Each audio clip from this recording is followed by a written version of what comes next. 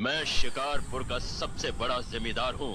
राजस्थान में हमारी भी जमीनात हैं और तुम्हारी हैसियत के जमींदार हर सुबह हमें सलाम करने हमारी हवेली पर आते रहते हैं। कलेक्टर साहब, आप जैसे बहुत से कलेक्टर यहाँ आए भी और चले भी गए। मेरा मतलब है कि समझ गए हम तुम्हारा मतलब। हाँ, हम वो कलेक्टर नहीं जिनका फूंक मारकर तबादला किया जा सकता है। कलेक्टरी तो हम शौक से करते हैं, रोजी रोटी के लिए नहीं। दिल्ली तक बात मशहूर है कि राजपाल चौहान के हाथ में तंबाकू का पाइप और जेब में इस्तीफा रहता है। जिस रोज हम